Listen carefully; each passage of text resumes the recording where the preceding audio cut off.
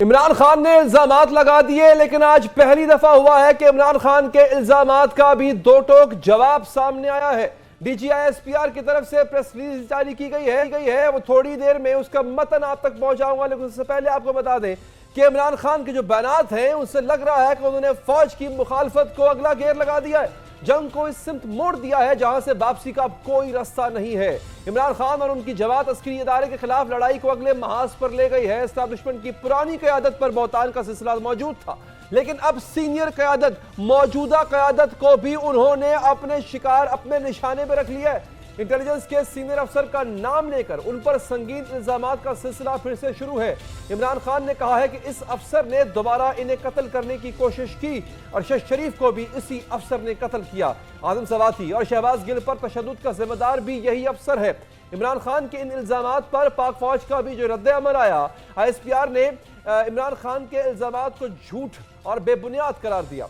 ISPR की जानिब से कहा गया है कि हाजिर सर्विस फौजी अफसर पर बगैर सबूत इल्जामात इंतहाई गैर जिम्मेदाराना है। पाक फौज ने कहा है कि मुतल्लिका सियासी रहनुमा झूठे इल्जामात लगाना बंद करे और कानूनी रास्ता अख्तियार करें, जबकि वजीर आजम शहबाज शरीफ ने इंतबाह किया इमरान खान इंटेलिजेंस अफसरान पर बगैर सबूत इल्जामात लगा रहे हैं, बर्दाश्त नहीं किया जाएगा। अपनी ट्वीट में शहबाज शरीफ ने कहा है मामूली सियासी फायदे के लिए इमरान खान की कौमी इदारों को धमकियां काबिले मजम्मत हैं। साबिक सदर आसिफ जरदारी ने भी कहा कि इमरान खान इदारों को बदनाम करने की हर हद अबूर कर चुके, अब मजीद बर्दाश्त नहीं किया जाएगा। लेकिन तहरीक इंसाफ की क़यादत ने इन इंतबाही बयानात को भी हवा में उड़ा दिया। इमरान खान ने शहबाज शरीफ को जवाब में कहा, क्या फौजी अफसर जुर्म कर ही नहीं सकते या वो कानून से बालातर है? अगर मैंने एक अफसर पर इल्जाम लगा दिया तो इसे इदारा कैसे बदनाम हो गया? इमरान खान ने कहा, क्या शहबाज शरीफ बता सकते हैं कि 18 मार्च को उनकी पेशी के मौका पर ISI ने जुडिशल कॉम्प्लेक्स इस्लामाबाद पर कब्जा क्यों कर लिया था? ISI एहलकार, वकला और महकमा इंसदाद दहशत गर्दी के एहलकारों का रूप धार कर वहां क्यों मौजूद थे? इमरान खान ने कहा, शहबाज शरीफ इन सवालों का दयानतदारी से जवाब दे तो बस एक ताकतवर शख्स और उसके हवारियों की निशानदही होगी जो कानून से बालातर है। असद उमर ने लिखा, वजीर आजम साहब, जब आपका भाई और भतीजी हाजिर सर्विस आर्मी चीफ और DGI-SI पर हमले कर रहे थे, आपकी जुबान से एक लफ्ज ना निकला। फवाद चौधरी ने ट्वीट किया, शहबाज शरीफ और आसिफ जरदारी के बयानात हैरान कुन है।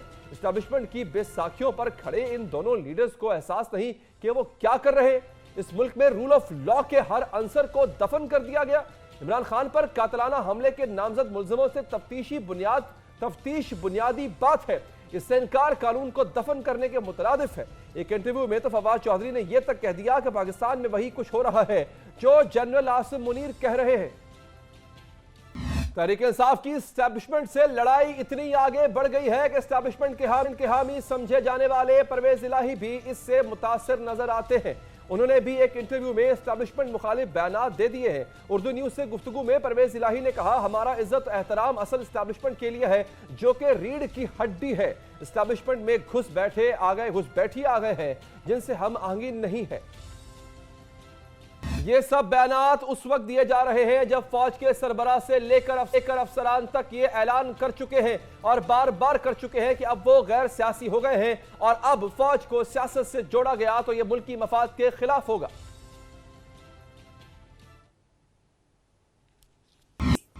फौज इंतबाह कर चुकी, जमातों की क़यादत भी बयानात दे चुकी, लेकिन तहरीक इंसाफ अस्करी इदारे से अपनी लड़ाई को एक कदम और आगे ले गई है। अब तख्त या तख्ते वाली सूरत हाल पैदा कर दी गई है। बात करेंगे इसी हवाले से पाकिस्तान तहरीक की रहनुमा मोहतरमा अंदलीब अब्बास से। अंदलीब साहिबा, शुक्रिया। एक बार फिर अस्करी अफसरान के नाम लिए गए, इन्हें 2 दफा कत्ल करने की कोशिश की गई, ये इल्जाम भी फौजी अफसर पर। अरशद शरीफ को मारा गया, ये इल्जाम भी फौजी अफसर पर। सबूत नहीं है आपके पास। आप कहते हैं कि आप खुलकर नाम लेंगे, लेकिन क्यों सबूत साथ क्यों नहीं लाते? क्या अब आप हर तरह की लड़ाई लड़ने को तैयार है? जैसे कि मैंने पहले कहा, तख्त या तख्ता, दोनों कबूल है आपको? शुक्रिया अली। सबसे पहली बात तो यह है कि देखें, खान साहब की जिंदगी पे आपने लाइव कट करके सबने दिखाया कि गोलियों से छल नहीं किया गया, ठीक है। अब जिसको कातिलाना हमला होता है वो नामजद करता है, एक FIR लिखाई जाती है और हम हुकूमत में थे पंजाब में। आप सोचें कि इन्वेस्टिगेशन तो होनी होती है, लेकिन एक FIR का मतलब है कि फर्स्ट इन्वेस्टिगेशन रिपोर्ट।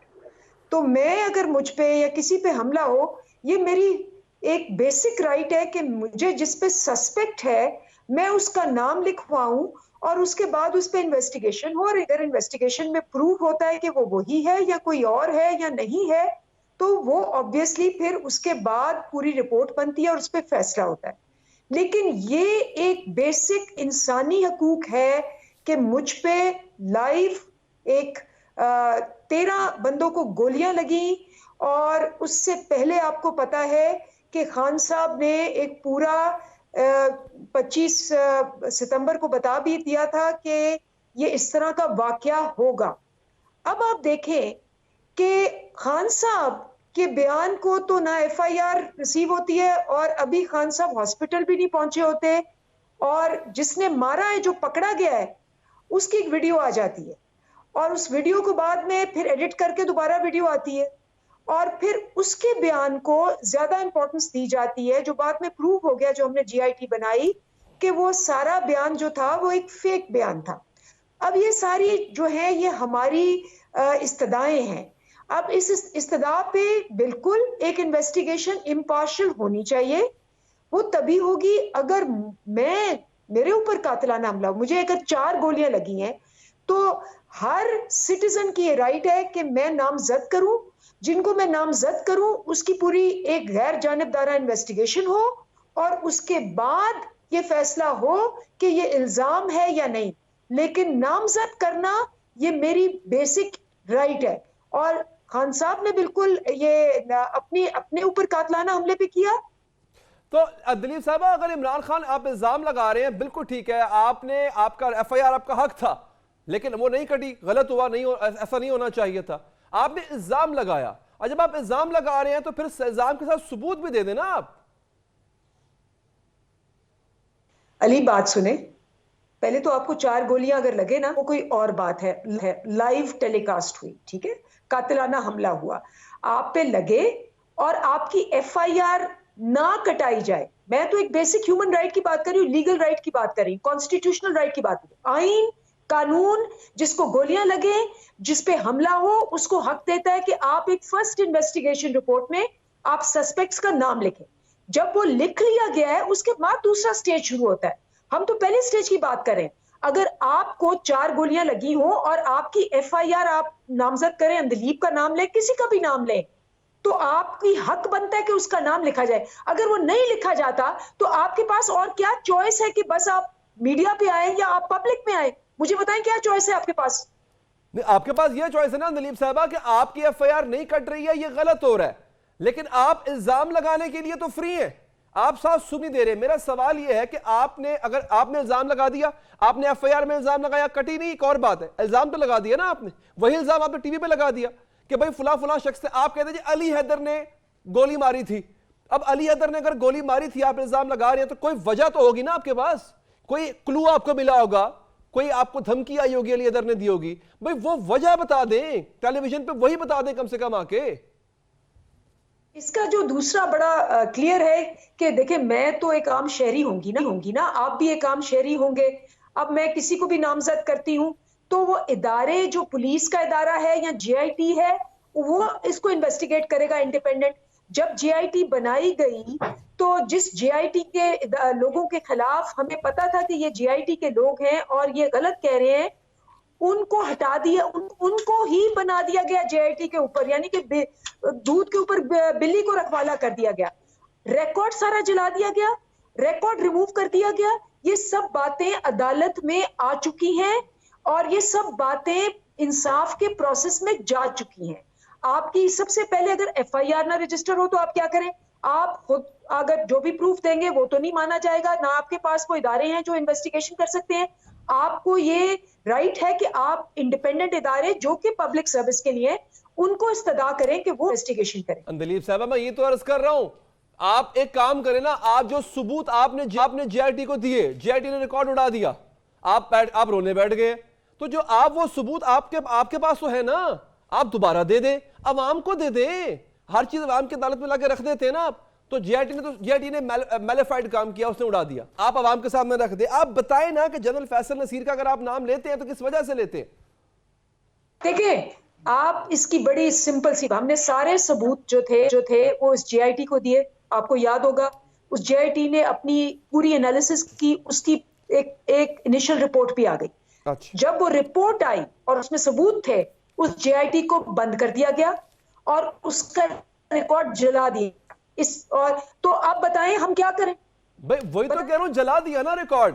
वो उनकी मैलिफाइड इंटेंशन होगी, फर्ज कर ले एक लम्हे के लिए। आप दे देना सबूत, आपके पास तो अभी भी पलंदा होगा ना। आप बता दें वो फोन कॉल, वो मैसेज, कुछ भी जो भी था, दे दे आवाम को, हम रख दें आवाम के सामने। आप मेरी बात सुने, आपने अभी शुरू में कहा, बिल्कुल शुरू में ये बात की कि जी आप तो इस तरह तो कोई भी आप बात करते हैं कि जी ये सबूत है, वो सबूत है, फलाना है, ये कैसे मान ले। इसीलिए इदारे होते हैं, मेरा सबूत आपका सबूत वो चेक करते हैं और फिर वो इंडिपेंडेंटली जेआईटी या जो भी बना होता है वो डिसाइड करते हैं कि अली हैदर जो बात कर रहा था वो बैक्ड बाय एविडेंस है, या अंदलीब अब्बास जो बात कर रही थी वो बैक्ड बाय एविडेंस है कि नहीं है, और उस पर डिसाइड होता है। वो जो भी मैं सबूत दूंगी आप कह देंगे ये तो अपने से बातें बना रही है। आप पब्लिक में इल्जामात लगा सकते हैं, आप पब्लिक में सबूत नहीं दे सकते। ये तो अजीब बात है ना ये। तो फिर मुझे बताएं, जो पब्लिक को सबूत देने वाले इदारे हैं और जो बताया गया पुलिस ने इन्वेस्टिगेशन के लिए जेआईटी बनाई, उसको क्यों बंद कर दिया? सारे सबूत तो उसके पास है। तो बस कह तो रहा हूं उन्होंने किया। आप तो ना छुपाए ना, वो छुपा गए सबूत, आप भी दबा के बैठ गए। आप दे देना सबूत। मेरी बात सुने, मेरे कहे हुए सबूत आप मान लेंगे? आपके कहे हुए सबूत नहीं मानेगी अवाम, आपका लगाया हुआ इल्जाम मान जाएगी। ये आप कमाल कर रहे हैं। इल्जाम आप लगा रहे हैं, आपको लगता है सबूत नहीं दे रहे क्योंकि आपको लगता है मैं या अवाम नहीं मानेंगे। तो फिर पुलिस हटा ले, फिर हम बैठ के ये इसी तरह बात करें। पुलिस का काम है ना कि सबूत को वेरीफाई करे, वरना तो मैं आपको कहूंगी, आप मुझे कहेंगे, आप कहेंगे ये गलत है, मैं कहूंगी ये गलत है, कोई कुछ भी प्रूव नहीं होगा। इदारे हैं इसलिए क्योंकि जो मैं इल्जाम लगाऊं या आप मेरे पे इल्जाम लगाएं, वेरिफिकेशन के लिए इदारा है। आप मुझे समझ नहीं आती अंदलीब साहबा। आप कहती हैं इदारे हैं, पहले कहते हैं इदारों में एतमाद नहीं है, फिर कहते हैं जी इदारे हैं। इदारों को छोड़ें। आप एक काम करें, सब छोड़ें। आप यहां बैठे बैठे सरे 10 इस वक्त इस लाइव टीवी प्रोग्राम के अंदर आपको एक सबूत दे दें। आप जनरल फैसल नसीर या किसी भी फौजी के हवाले से जिस पे आप इल्जाम लगा रहे हैं, आप यहीं बैठे बैठे एक सबूत दे दें आप। अच्छा मेरी बात सुने, बड़े मजे की बात आपने की है। अच्छा, वो जो बेचारी समिया अरशद है, उसके पास तो एसएमएस मैसेजेस हैं, उसको नहीं माना गया। फिर बताएं, आप कहेंगे वो मैसेजेस फेक है। मैं क्यों कहूंगा मैसेजेस तो पढ़े हैं, फिर जाएं उसको इन्वेस्टिगेट करें, फटाफट उनसे इंटरव्यू ले और ले आए। मैं आपको डेयर करती हूँ कि आप इंटरव्यू करें और समिया अरशद के सारे सबूत ले आए। मैं आपको डेयर करती हूँ। कर लूंगा, ठीक है, मैं कर लूंगा। नहीं ठीक है, डेयर एक्सेप्टेड, मैं कर लूंगा उनका इंटरव्यू। बात है ना, सबूत देना, खाली इल्जाम ना लगाएं दलीप साहबा। अब फवाद चौधरी कहते हैं जनाब पाकिस्तान में वही कुछ हो रहा है जो जनरल आसिम मुनीर कह रहे हैं। यानी आप कह रहे हैं कि आपने बाजवा साहब को तो रगड़ दिया ना, आप मौजूदा जो हमारे क़यादत आर्मी की उसको भी आप कह रहे हैं कि वो भी इस वक्त हेल्म ऑफ अफेयर्स के इंचार्ज वही है, ये कह रहे हैं आप। देखिए, हम तो किसी ऐसी चीज के बारे में जो जिसको कहते हैं, चाहे देखिए मैं कोई बात कहूं, आप कोई बात कहें, एवरीबडी इज अकाउंटेबल। हम सिर्फ एक असूल की बात करें कि अगर सदर बात करे, प्राइम मिनिस्टर बात करे या कोई और इदारे का हेड बात करे, सब जवाबदेह हैं। और हम ये सिर्फ ये कह रहे हैं कि जी ये वो वक्त है जहां हमें इदारे बहुत हमें अजीम है और इदारे की सैंक्टिटी बहुत अजीम है।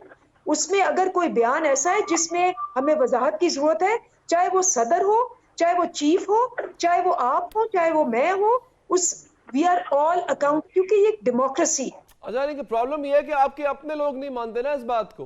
परवेज इलाही आपकी पार्टी के सदर कहते हैं कि इस्टेब्लिशमेंट की इज्जत और एहतराम जो है वो है असल इस्टेब्लिशमेंट के लिए। ये जरा बता देना असल इस्टेब्लिशमेंट क्या होती है। देखिए, मैं परवेज इलाही के बिहाफ पे नहीं बात कर सकती, आप उनसे खुद पूछे, लेकिन मैं आपको बता सकती हूँ कि उनका मतलब ये होगा कि हर इदारे के अंदर कुछ लोग ऐसे होते हैं, मतलब आप वर्ल्ड बैंक देख लें, आप अमेरिका का पेंटागन देख लें, हर जगह कोई ना कोई ऐसे, हर इदारे में बहुत सारे अच्छे और कुछ शायद इतने अच्छे लोग ना हो, लेकिन उससे इदारा नहीं खराब होना चाहिए। उस एस्टैब्लिशमेंट में भी बहुत अच्छे लोग हैं, लेकिन हो सकता है कुछ ऐसे लोग हैं जिनकी वजह से एस्टैब्लिशमेंट को या इदारों को नुकसान हुआ और उन्होंने उसका पॉइंट आउट किया। चलें ठीक है, आप मजीद बात भी करेंगे इस हवाले से। वक्फे लेते हैं, वक्फे के बाद आपको बताएंगे कि जनरल रिटायर्ड फैज हमीद एक दफा फिर ट्रबल वाटर्स में हैं, क्यों और कैसे, इस वक्फे के बाद।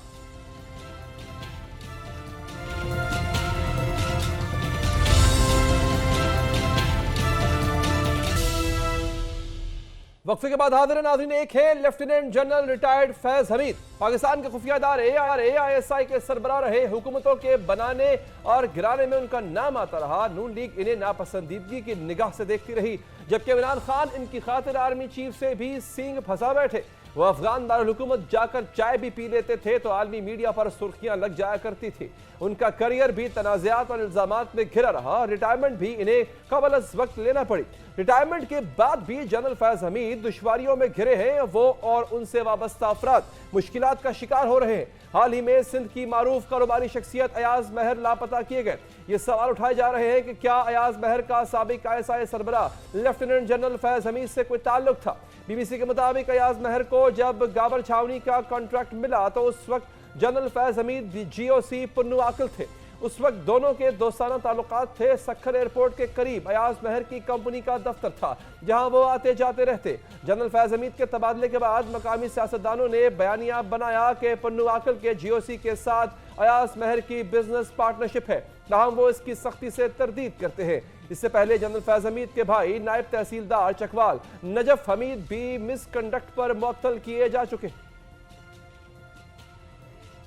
2017 से पहले फैज हमीद गुमनामी के अंधेरों में थे। वो जनरल फैज हमीद भी नहीं थे, बल्कि उनका रैंक मेजर जनरल का था। फिर हुकूमत पाकिस्तान और तहरीक लब्बैक के दरमियान मुआहदा हुआ। मुआहदे के आखिर में लिखा था बवसातत मेजर जनरल फैज हमीद। इसके बाद से फैज हमीद मारूफ होने लगे। सियासी और कानूनी हलकों में उनका नाम लिया जाने लगा। तहरीक लब्बैक से मुआहदे के बाद सुप्रीम कोर्ट का एक फैसला आया था और अदालत ने ऐसे अफसरान के खिलाफ सख्त कार्रवाई का हुक्म दिया था जिन्होंने सियासी मामलात में मदाखलत करते हुए अपने हल्फ की पासदारी नहीं की। मेजर जनरल फैज हमीद 2017 से लेकर 2019 तक ISI के DGC रहे। इस दौर में सियासी इंतकाम, गिरफ्तारियों और वफादारियों की तब्दीलियों के इल्जामात मेजर जनरल फैज हमीद पर लगाए गए।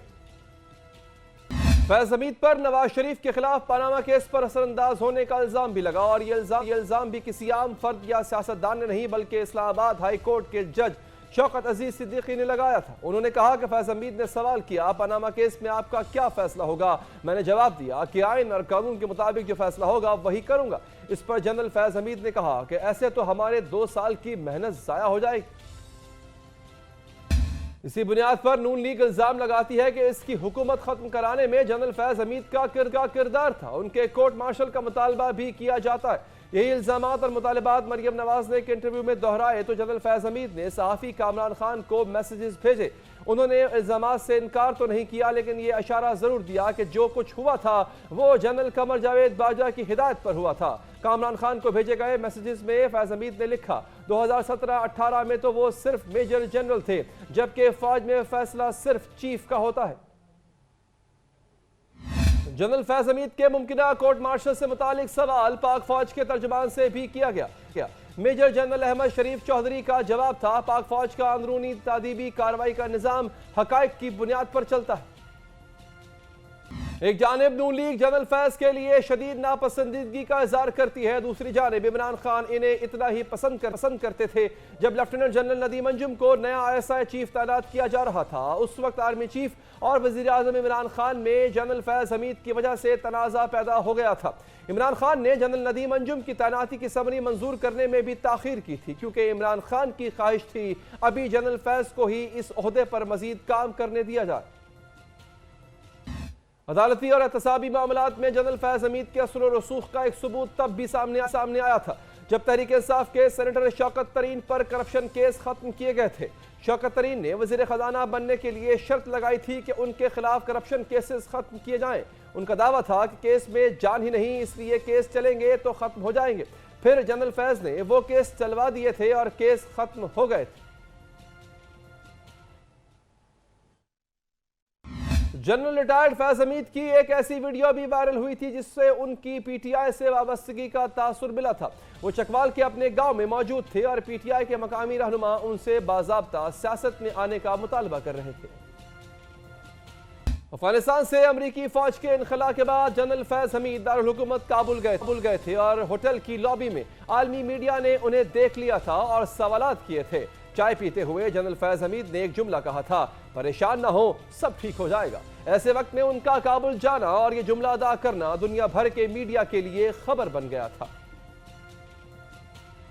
आईएसआई की सरबराही के बाद जनरल फैज हमीद को कोर कमांडर पेशावर बनाया गया, फिर कोर कमांडर बहावलपुर बना दिया गया। जब जनरल आसिम मुनीर को पाक फौज का सरबराह बनाया गया, उससे एक रोज कबल लेफ्टिनेंट जनरल फैज हमीद ने इस्तीफा देकर कबल अज वक्त रिटायरमेंट ले ली थी।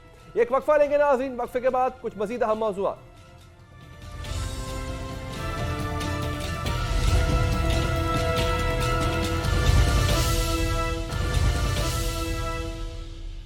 वक्फे के बाद हाजिर है नाज़रीन। हुकूमत ने तो पहले भी साथ नहीं दिया था, पार्लियामेंट ने भी अब इनकार कर दिया है। सुप्रीम कोर्ट के हुक्म को हवा में उड़ा दिया है और सुप्रीम कोर्ट जो प्रोसीडिंग के मिनट्स मांग रहा था, यानी जो सुप्रीम कोर्ट प्रोसीजर बिल के मिनट्स मांगे गए थे, पार्लियामेंट की कार्रवाई मांगी गई थी, वो देने से इनकार कर दिया। इसके साथ साथ हुकूमत का एक दफा फिर फुल कोर्ट का मुतालबा, जिसको एक दफा फिर रद्द किया गया है या नजर आ रहा है कि रद्द कर दिया जाएगा। इन तमाम इश्यूज पर बात करेंगे। हमारे साथ मौजूद है क्वार्टर टू प्राइम मिनिस्टर जनाब राना एहसान अब्दुल्ला साहब। राना साहब, शुक्रिया कि आपने प्रोग्राम के लिए वक्त निकाला। राना साहब, क्या वजह क्या है सर? असेंबली की कार्रवाई है, सुप्रीम कोर्ट आपसे कार्रवाई मांग रहा है, कार्रवाई ऑलरेडी पब्लिक है, लेकिन अगर सुप्रीम कोर्ट एक डॉक्यूमेंटेड सूरत में आपसे मांग रहा है तो इनकार क्यों? आखिर सुप्रीम कोर्ट के लिए पार्लियामेंट का इतना बागियाना रवैया क्यों है? देखें, सबसे पहले तो बिल्कुल सुप्रीम कोर्ट एक पिलर है और यानी कि अगर 3 पिलर्स हैं तो सुप्रीम कोर्ट है, लेजिस्लेटिव है और आपकी एग्जीक्यूटिव है। तो मैं समझता हूं कि अगर दे भी दिया जाए तो उसमें भी कोई हर्ज नहीं है, लेकिन जिस एंगल से शायद पार्लियामेंट सोच रही है वो ये एंगल है कि सुप्रीम कोर्ट भी जिस एम्बिट के अंदर काम करती है, जो कि एक आइन के नीचे काम करती है, पार्लियामेंट वो आइन बनाने वाली वो बॉडी है जो कि आइन को तश्कील देती है, शेप देती है। तो उस लिहाज से अगर देखा जाए तो जो आइन पार्लियामेंट पे भी डेफिनेटली लागू होता है और जुडिशरी पे भी लागू होता है, एग्जीक्यूटिव पे भी लागू होता है, उसको बनाने वाली जो है वो पार्लियामेंट है। तो वो नेचुरली उस प्रोसेस से वो एक सुपीरियर बॉडी। ये आप कह रहे हैं कि ठीक है, ये आपने कि होना चाहिए, मान लिया, लेकिन कर फिर भी नहीं रहे आप, और आपने करना भी नहीं है। मज़ाहिर अकबर नकवी ऑनरेबल जज जो है, उनके खिलाफ आप पीएससी समाअत कर रही है सर। क्या अब आपकी पीएससी जजेस को बुलाया करेगी? वो आपके सामने अकाउंटेबल होंगे, जिनके सामने लोगों को, आवाम को इंसाफ के लिए जाना पड़ता है, वो आपके सामने अकाउंटेबल होंगे। आपसे मुराद sir, I am talking about parliamentary committees as well. देखें, ये जो जितनी तनख्वाहें जाती हैं सरकारी मुलाजमीन की या जो भी हैं, उसमें जुडिशरी भी है, वो फाइनेंस डिवीजन जो है उसको ऑथराइज करती है। और मैं समझता हूँ जब आपको पब्लिक टैक्स पेयर मनी आपको आपकी सैलरी का हिस्सा बन रहा है, तो टैक्स पेयर मनी के ऊपर तो फिर हिसाब मांगा जा सकता है और अच्छा। बिल्कुल पार्लियामेंटेरियन से भी मांगा जा सकता है।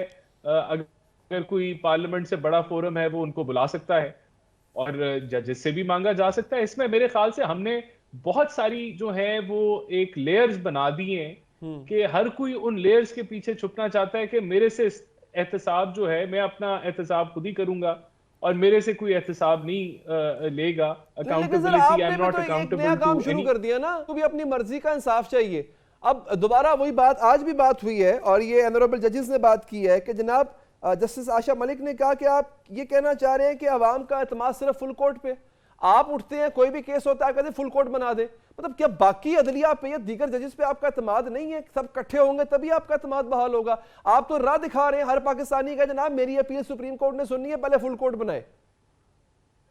देखिए, ये रवायत इसलिए जो है वो ये डिमांड की जा रही है कि हिस्टोरिकली अब तो गिनती भी करवा दी, 17 केसेस की गिनती मलिक अहमद साहब ने करवाई कि हमें जिस तरह का जो बेंच था उसी तरह का फैसला आया। देखें, इसी टॉपिक के ऊपर तो सुप्रीम कोर्ट के जस्टिसेस ने भी बात रेज की। तो ये अगर एक आधे केस में भी जो है इस पूरे मामले के अंदर फुल कोर्ट बैठ जाती तो ये मसला इतना गंभीर ना होता। जहां अब जो है वो चीफ जस्टिस साहब ने ये भी कहा कि हर पार्टी अपने मुताबिक या हर पॉलिटिकल पार्टी अपनी मर्जी का फैसला चाहती है। तो देखिए, हमारा तो हक है कि हम अपनी मर्जी का फैसला डिमांड करें। हम डिमांड ही करते हैं ना, जिसका भी चल केस चल ठीक है राना साहब, बहुत बहुत लेकिन शुक्रिया सर, आपने प्रोग्राम के लिए वक्त निकाला। आगे बढ़ते हैं नाज़रीन। तुर्किया में इलेक्शन का नकारा बज गया है और 14 मई को सदारती और पार्लिमानी इंतखाबात का तारीख साज मैदान सजने जा रहा है। तुर्क सदर एर्दोगान के मुकाबले में 3 उम्मीदवार मैदान में हैं, जबकि हुक्मरान जमात AKP का मुकाबला 6 जमाती अपोजिशन इत्तेहाद से यानी CHP से है। जो यूं इंतखाबात करीब आ रहे हैं, दुनिया भर की नजरें इस्तांबुल की जानिब उठ रही हैं। दुनिया के कई अखबारात और टेलीविजन अपने तबसरे और तजिए नशर कर रहे हैं। जर्मनी के मशहूर न्यूज मैगजीन फोकस ने अहम तजिया किया और कहा है कि तुर्किया बहुत ही अहम इंतखाबात का सामना करने जा रहा है। गुज़िश्ता 20 साल में अमूमन यही हुआ है कि एर्दोगान ही हर इंतखाबात जीत रहे थे, ये इकरार करते हुए कि एर्दोगान अपने वोटर्स को मुतहरिक करने में कामयाब हो रहे हैं। मैगजीन ने यह भी दावा किया कि एर्दोगान मुखालिफ उम्मीदवार क्लेच दारगोलो अपने नरम लहजे की वजह से अवामी तवज्जो हासिल कर रहे हैं। यूनान के अखबार ERT ने अपनी रिपोर्ट में लिखा है कि तुर्किया के सियासतदान और तजियाकार हमें बता रहे हैं कि एर्दोगान अपना जादू आखिरी वक्त चलाएंगे और चीजों को अपने हक में मोड़ लेंगे। अल अरेबिया ने भी एर्दोगान और क्लेशदार का मवाजना किया और कहा है कि एर्दोगान एक सहरंगेज खतीब हैं, जबकि आजिजी पसंद क्लेशदार नरम जुबान बोलते हैं। उधर ऑप्टिमार नामी इदारे ने अपने सर्वे में कहा है कि एर्दोगान को 51.4% वोटर की हिमायत हासिल है, जबकि क्लेशदारों के हामी 48.6% है। यूं तुर्किया में देरबूद एक कांटे का मुकाबला होने जा रहा है। तजियों के ऐन मुताबिक तुर्क सदर एर्दोगान के एक रोज पहले तारीखी शहर इस्तांबुल में होने वाले इंतखाबी जलसे में 17 लाख लोगों ने शिरकत करके तारीख रकम की। तुर्क मीडिया इस इंतखाबी जलसे को सदी का सबसे बड़ा सियासी जलसा करार दे रहा है, जिसमें सदर एर्दोगान ने कहा कि इस्तांबुल के साथ मिलकर तुर्किया की तारीख बनाएंगे। तजिया और सर्वे अपनी जगह अहम है, लेकिन यह हकायक भी अहम है कि 2023 के इलेक्शन में सदर एर्दोगान को 3 बड़े चैलेंजेस का सामना है। पहला चैलेंज नए नौजवान वोटर्स है। इस इलेक्शन में अंदरूनी मुल्क से 6 करोड़ 10 लाख जबकि बैरून मुल्क से 30 लाख वोटर्स हिस्सा ले रहे हैं। इनमें लगभग 50 लाख मिलियन नए नौजवान वोटर हैं। ये वो वोटर्स हैं जो एर्दोगान के इब्तदाई एतवार में पैदा हुए, जिनका बचपन खुशहाल गुजरा, लेकिन जब जवान हुए तो इन्हें मखदूश माशी मसाइल का सामना है। एर्दोगान का तवील इक़्तिदार भी इन्हें इन नौजवानों में गैर मकबूल बनाता है। इन नए वोटर्स में अक्सरियत उन नौजवानों की है जो अपनी यूनिवर्सिटी तालीम के इब्तदाई सालों में हैं। एर्दोगान ने इस साल यूनिवर्सिटी तलबा और तालिबात के तालीमी कर्जों पर शरह सूद को खत्म कर दिया था। हाल ही में उन्होंने ये ऐलान भी किया कि वो यूनिवर्सिटी तलबा और तालिबात के लिए यूनिवर्सिटी में दाखिले के बाद पहले मोबाइल फोन और फिर लैपटॉप पे खरीदारी को टैक्स फ्री कर देंगे। एर्दोगान के लिए दूसरा बड़ा चैलेंज कुर्द अलहदगी पसंद है। तुर्किया के जुनूब मशरक़ी सूबे कुर्दों की अक्सरियत रखते हैं। 2018 के इंतखाबात में एर्दोगान को कुर्दों ने किसी भी दूसरी पार्टी या सियासतदान के मुकाबले में सबसे ज्यादा वोट दिए थे। इंतखाबी जलसों में क्लेशदार ने वादा किया है कि वो इक़्तिदार में आकर अलहदगी पसंद रहनुमाओं को छोड़ देंगे। दूसरी जानिब एर्दोगान ने कहा है कि जब तक वो इक़्तिदार में रहे सलाहुद्दीन देमिरताश को नहीं छोड़ा जाएगा। एक वक्फा लेते हैं नाज़रीन, वक्फे के बाद हमारे साथ तुर्की से एक सहाफ़ी भी मौजूद होंगे। वहाँ सूरत हाल है, इंतखाबी अमल किस तरह होगा, क्या सूरत हाल रहेगी, बात करेंगे वक्फे के बाद।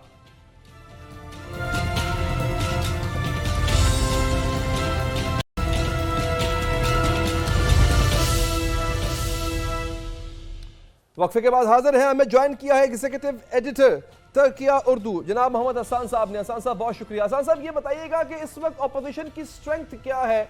क्या वो एर्दोगान के लंबे इक़्तिदार को चैलेंज पोज कर सकती है? और एर्दोगान की इस दफा की वीकनेसेस क्या है sir? What can be challenging for him? और इस वक्त माहौल कैसा है सर इंतखाबात को लेकर? बहुत शुक्रिया जी आपका। इस वक्त माहौल तो ज़बरदस्त है तुर्की का, और ये तुर्किया में जो इलेक्शन है ये इस हवाले से बहुत अहम है कि ये इनकी जमहूरियत के 100 साल मुकम्मल हो रहे हैं 2023 में। तो ये 100 साला एक जमहूरी जश्न है जिस मौके के ऊपर ये इलेक्शन हो रहा है। और दूसरी अहमियत इस इलेक्शन की ये है कि 20 साला दौर है पिछला सदर एर्दोगान का, और उस 20 साला दौर के बाद अब जो है वो जो ये इलेक्शन है जिसमें 100 साला जश्न मुकम्मल हो रहा है, शुरू होगा, तो ये बहुत ही ज़्यादा अहमियत का हामिल है। और पूरी दुनिया में इस वक्त ये तुर्किया के जो इलेक्शन है उसके ऊपर ख़ास जो है वो नज़रें जमा हैं। और जो बाकी जो चैलेंज के हवाले से बात की है आपने अपोजिशन के, तो अपोजिशन का चैलेंज तो ठीक ठाक है इस वक्त।